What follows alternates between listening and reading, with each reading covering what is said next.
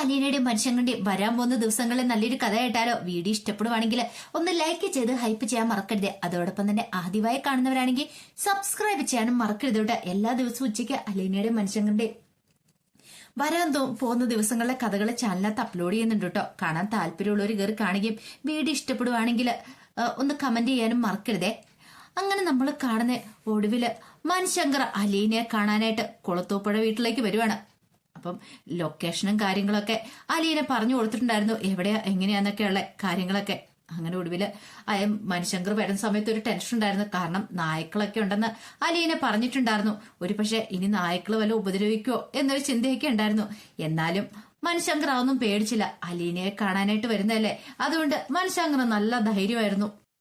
അങ്ങനെ കാറൊക്കെ നിർത്തി കഴിഞ്ഞപ്പോഴത്തേനും നായ്ക്കൂടുകൾ പൊളിച്ചോണ്ടാണ് നായ്ക്കൾ ഇങ്ങനെ കിടന്ന് കുരയ്ക്കുന്നത്. അമ്മാതിരി ഗർജനമാണ്. ആദ്യം അവനൊന്നും ഭയന്നുപോയി. എന്നാലും അവൻ ധൈര്യം കൈവിടാതെ മുന്നോട്ട് നീങ്ങി. അപ്പോഴേക്കും അലീന എവിടുന്നോ പാഞ്ഞെത്തി. ദൈവമേ, ഇത് ഭയങ്കര അതിശയമായി പോയല്ലോ. മനുവേണ്ണ എന്താ എന്നോടൊന്ന് വിളിക്കോ പറയോ പോലും ചെയ്യാതിരുന്നേന്ന് ചോദിച്ചു. അത് പിന്നെ ഞാൻ നിന്നോട് നേരത്തെ ലൊക്കേഷനും കാര്യങ്ങളൊക്കെ ചോദിച്ചായിരുന്നല്ലോ. എന്നാലും മനുവേണ്ണ ഇങ്ങനെ വരൂന്ന് ഞാൻ പ്രതീക്ഷിച്ചില്ല കേട്ടോ. അലീനയുടെ മുഖത്തൊരു അത്ഭുതമായിരുന്നു. അതെ, നിന്നെ ഒന്ന് സർപ്രൈസ് ചെയ്യിക്കാൻ വേണ്ട ഞാൻ പറയാതിരുന്നേന്ന് പറഞ്ഞു. ഒരു കള്ളച്ചിരിയോട് കൂടിയിട്ടാണ് പറയണേ. അതെ, മനുവേണ്ണ അവിടെ നിൽക്കാതെ ഇങ്ങോട്ട് കയറുക, അവളെ അകത്തേക്ക് ക്ഷണിക്കുക. അങ്ങനെ എന്ത് ചെയ്തു, അവനെ വിളിച്ചോണ്ട് അകത്തേക്ക് കയറി ചെല്ലുമ്പത്തേനും അവത് കൂട്ടിച്ചാൻ അങ്ങോട്ടേക്ക് വന്നു. മനുശങ്കറെ അയാൾക്ക് പരിചയപ്പെടുത്തി.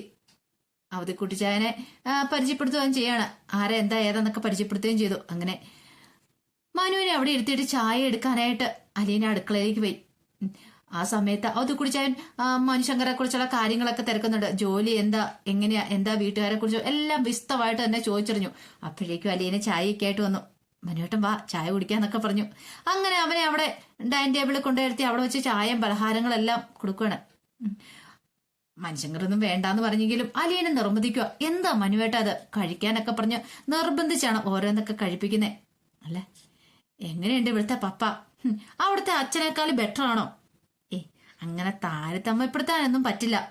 അച്ഛൻ ശാന്തനും അലിവുള്ളവനൊക്കെ അവിടുത്തെ അച്ഛൻ. മറ്റുള്ളവരുടെ വിഷമങ്ങളൊക്കെ അറിയാം. നമ്മുടെ മനസ്സറിഞ്ഞ് നമ്മളെ സ്നേഹിക്കും. പപ്പ അങ്ങനെയല്ല. സ്നേഹമുള്ള സിംഹം എന്നൊക്കെ പറയാറില്ലേ, അങ്ങനെ ഒരു രീതിയാ. ചോദിച്ചാലും തരില്ല. സ്നേഹം നമ്മൾ തന്നെ പിടിച്ചു വാങ്ങണം. ആഹാ, അത് കൊള്ളാലോ. ദേഷ്യക്കാരനാണോ? എപ്പോഴും ഭയങ്കര ഗൗരവ. ആ ഇരിപ്പും ഭാവവും നോട്ടവും ഒക്കെ കണ്ടാ തോന്നും പപ്പയുടെ ചുറ്റും ഒരു കോട്ട കെട്ടിയിട്ടുണ്ടെന്ന്. അടുത്തോട്ടൊന്നും ചെല്ലാനും പറ്റില്ല. കോട്ട വിട്ട് ഇറങ്ങി വരികയില്ല. സംസാരിക്കാനൊക്കെ വലിയ പിശുക്കാന്നേ. അളന്നു മുറിച്ച് സൈന്യാധിപന്മാര് ഉത്തരവിടുന്ന പോലെ. അല്ല, പിന്നെ അലീന എങ്ങനെ കോട്ടയ്ക്കകത്ത് കയറിപ്പറ്റി?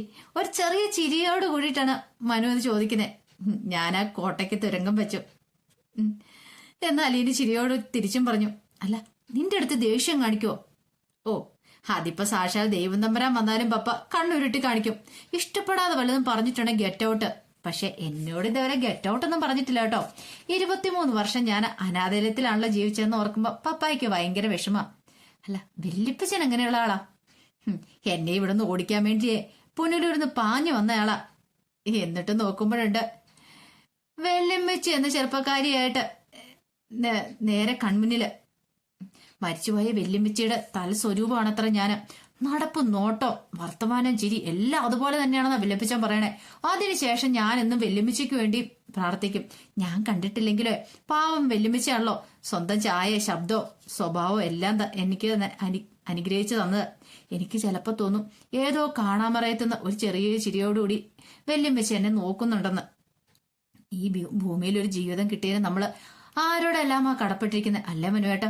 മനുശങ്കർ ആണെങ്കിൽ ഒരു തരം അത്ഭുതത്തോട് കൂടിയിട്ടാണ് അലീന പറയുന്ന കാര്യങ്ങളൊക്കെ ഇങ്ങനെ കേട്ടോണ്ടിരിക്കുന്നത്. അലീന പിന്നെ താൻ ഇവിടെ വന്നത് മുതലുള്ള കാര്യങ്ങളൊക്കെ ഓരോ സംഭവങ്ങളെല്ലാം വിസ്തീരിച്ച് പറഞ്ഞു കൊടുത്തോണ്ടിരുന്നു. മനസ്സിലുള്ള എല്ലാം പുറത്തു പറയാനായിട്ട് പങ്കുവെക്കാനായിട്ട് ഒരാളെ കിട്ടിയതുകൊണ്ട് ഭയങ്കര സന്തോഷത്തിലായിരുന്നു അവള്. അങ്ങനെ ചായ കുടിച്ചു കഴിഞ്ഞ് കഴിഞ്ഞപ്പോഴത്തേനും അലീന മനുശങ്കറെ വിളിച്ച് സ്റ്റാൻലിയുടെ അടുത്തേക്ക് കൊണ്ടുപോയി. സ്റ്റാൻലി ആർക്കോ ഫോൺ ചെയ്തോണ്ടിരിക്കുവായിരുന്നു. ആ വലിയ ശരീരം, അതിനു ചുറ്റും നിന്ന നായ്ക്കളും തനിക്ക് നേരെ തിരിയുന്ന കണ്ട് മനുശങ്കർ ഒരു നിമിഷം ഒന്ന് ഞെട്ടിപ്പോയി. നായ്ക്കളും മനുശങ്കറെ ഇങ്ങനെ തുറച്ചു നോക്കിക്കൊണ്ടിരുന്നു. അലീനെ അവരുടെ നേർക്ക് കൈകൊണ്ട് എന്തോ ആംഗ്യം കാണിച്ചു. എന്റെ ആളാണ്, ഉപദ്രവിക്കരുത് എന്നാണ് അതിനർത്ഥമെന്ന് മനുഷ്യങ്കർ തോന്നി. കാരണം പിന്നെ അവറ്റകൾ അനങ്ങില്ല. സ്റ്റാലിൽ ഫോൺ ചെയ്ത് തീരുന്നവരെ അവർ കാത്തു നിന്നു. അങ്ങനെ ഫോൺ വിളിച്ചു കഴിഞ്ഞപ്പോഴത്തേനും സ്റ്റാലിൻ്റെ അടുത്തേക്ക് അലീന മനുശങ്കറയും കൊണ്ട് അങ്ങ് ചെന്നു. പിന്നീട് മനുശങ്കറെ അലീന സ്റ്റാലിലേക്ക് പരിചയപ്പെടുത്തുകയാണ്. അപ്പോഴേക്ക് സ്റ്റാലിൻ ഷെയ്ക്കാൻ്റെയൊക്കെ നൽകി ഇരിക്കാൻ പറഞ്ഞു. അങ്ങനെ എന്ത് ചെയ്തു, മനുശങ്കർ ഇരുന്നു. പിന്നെ സ്റ്റാലിൻ കുറച്ച് കുശലാന്വേഷണങ്ങള്. സ്റ്റാലിയുടെ സ്വഭാവം അങ്ങനെയാണല്ലോ അല്ലെ. അലീനെ ഇവിടെ എത്തിച്ചു തന്നോടെ പാലക്കാട് ഉത്തരവാദിത്തങ്ങൾ അവസാനിച്ചു എന്നാണ് ഞാൻ മനസ്സിലാക്കിയിരിക്കുന്നതെന്ന് സ്റ്റാലിൻ പറഞ്ഞു. എനിവേ ഊണ് കൊടുത്തിട്ട് ഇയാളെ തിരിച്ചയക്കുള്ളൂ. അലീന നീ കേട്ടോ ഞാൻ പറഞ്ഞു. ഉവ്വ എന്ന് അലീന പറഞ്ഞു. അലീന മനുവിനെയും കൂട്ടി ബംഗ്ലാവിന്റെ വെളിയിലെ ലോണിലേക്ക് വന്നു കഴിഞ്ഞപ്പോഴത്തേനും മനുവിന്റെ മുഖം മ്ലാനമായിരിക്കുന്ന അവള് ശ്രദ്ധിച്ചു. എന്ത് പറ്റി മനുവേട്ടാ? അതെ, അലീനയുടെ പപ്പ പറഞ്ഞതിന്റെ അർത്ഥം എന്താ? പാലായിലുള്ളവരാരും ഇനി പഴയ അടുപ്പും എന്നും പറഞ്ഞുകൊണ്ട് ഇങ്ങോട്ട് വരരുതെന്നല്ലേ? ആയിക്കോട്ടെ, അത് പപ്പയുടെ ആഗ്രഹം. ഒരാളുടെ ഇഷ്ടം മാത്രം നടന്നാൽ മതിയോ ഈ ലോകത്ത്? ഞാൻ പപ്പയെ പറ്റി മനുവേട്ടനോട് പറഞ്ഞില്ലായിരുന്നോ? പപ്പായ്ക്ക് മറ്റുള്ളവരുടെ വിഷമങ്ങൾ പെട്ടെന്ന് മനസ്സിലാവില്ല. പക്ഷെ മനുവേട്ടന് ഇഷ്ടമുള്ളപ്പോ ഇവിടെ വരാം. ഞാനല്ലേ പറയണേ. ആ അലീന അവന്റെ കൈ പിടിച്ചു. അവൾ ആനയം കൊണ്ട് നിറഞ്ഞ വീടും പരിസരങ്ങളും അങ്ങനെ നായ്ക്കൂടും മീൻകുളവും എല്ലാം കാട്ടിക്കൊടുത്തു. ഭയങ്കര സന്തോഷമായിരുന്നു അലീനയ്ക്ക്.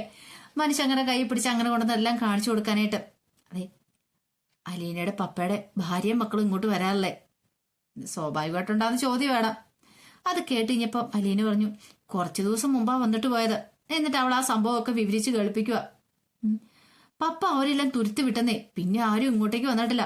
പക്ഷെ എനിക്കെതിരെ എന്തൊക്കെയോ നടക്കുന്നുണ്ടെന്ന് എനിക്കറിയാം. അല്ല, നിനക്ക് പേടിയില്ല അലീന? അതിന് ഞാനൊരു തെറ്റും ചെയ്തിട്ടില്ലല്ലോ. പിന്നെന്തിനാ മനോട്ട പേടിക്കണേ? പപ്പയുടെ ഭാര്യയും മക്കളും അഞ്ചില്ല താമസിക്കുന്നേ. എനിക്ക് തോന്നുന്നു ഇവിടെ എനിക്ക് എന്തൊക്കെയോ ചെയ്യാനുണ്ടെന്ന്.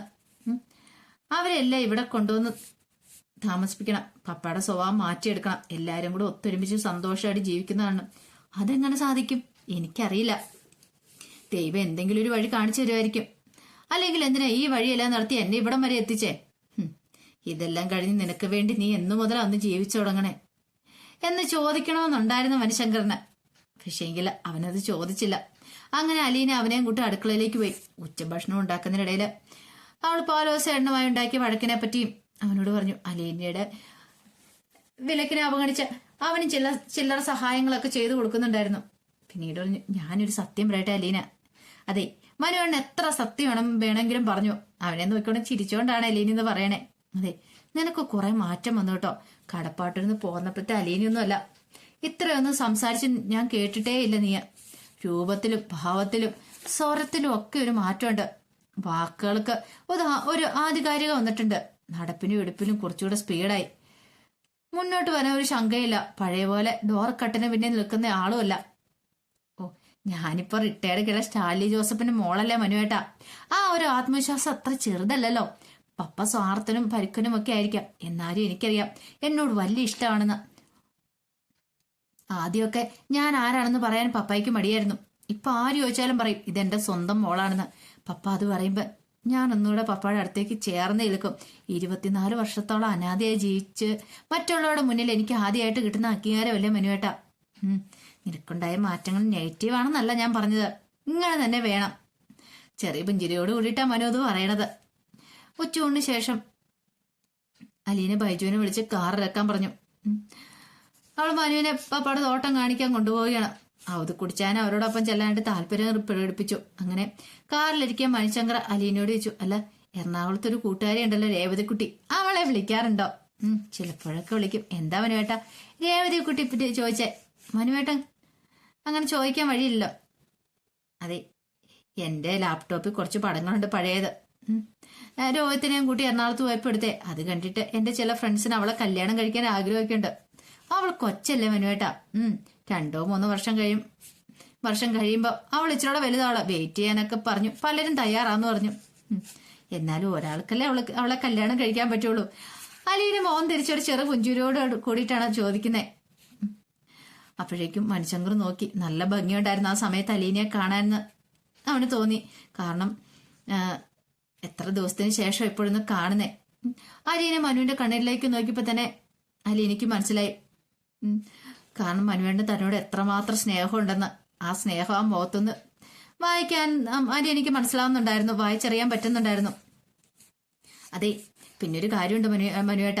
പെട്ടെന്ന് അലീന വിഷയം മാറ്റുവാണ്. രേവതിക്കുട്ടിയുടെ ഭാവി കാര്യങ്ങളൊക്കെ തീരുമാനിക്കുന്നേ മാമച്ചനങ്ങളും ഗ്രേസമാൻറ്റും ഒക്കെ കൂടിയാ. അവൾ ആ കുടുംബത്തിലെ അംഗമല്ലേ. ഇപ്പൊ തന്നെ അവരവളെയും കൊണ്ട് എവിടെയൊക്കെയോ ടൂർ പോയിരിക്കുക. ഇടയ്ക്കിടയ്ക്ക് അവരങ്ങനെയാ, സ്വന്തം മകളെ കൊണ്ടു നടക്കുന്ന പോലെയാ. എവിടെയാണെന്നും അറിയത്തില്ല. ഇടയ്ക്കിടയ്ക്ക് അവരിങ്ങനെ ഓരോ ടൂറും കാര്യങ്ങളൊക്കെ ഇപ്പോഴത്തന്നെ ആണെങ്കിലും അതെ, ടൂർ പോയിരിക്കുക. അവർക്ക് അങ്ങനെയാ, പോണം തോന്നും പോവും. രേവതിക്കുട്ടിയുടെ ഭാഗ്യമാണ് ശരിക്കും ആ വീട്ടിലേക്ക് ചെന്ന് കയറാൻ പറ്റിയത്. അല്ല, നീ വിളിച്ചിട്ട് ഇവിടുത്തെ വിവരങ്ങളൊക്കെ അവളോട് പറയാറുണ്ടോ? പിന്നെ ഉണ്ടോന്നോ? ഫോൺ എടുത്താ പിന്നെ അവളുടെ സംസാരം തീർന്നിട്ട് വേണ്ടേ എനിക്ക് അങ്ങോട്ട് എന്തെങ്കിലും പറയാനായിട്ട്. ഞാൻ മൂളി കേട്ടോണ്ടിരിക്കും. അതേ ഉള്ളൊരു നിവൃത്തി. അങ്ങനെ കാർ തോട്ടത്തിലെത്തി. അല്ല, മനുഷ്യങ്കരയും വിളിച്ചോണ്ട് തോട്ടത്തിലേക്ക് ഇറങ്ങി. അങ്ങനെ അതിന്റെ ഇതെല്ലാം, ആ തോട്ടവും കാര്യങ്ങളും എല്ലാം മനുഷ്യങ്ങനെ കാണിച്ചു കൊടുക്കുവാണ്.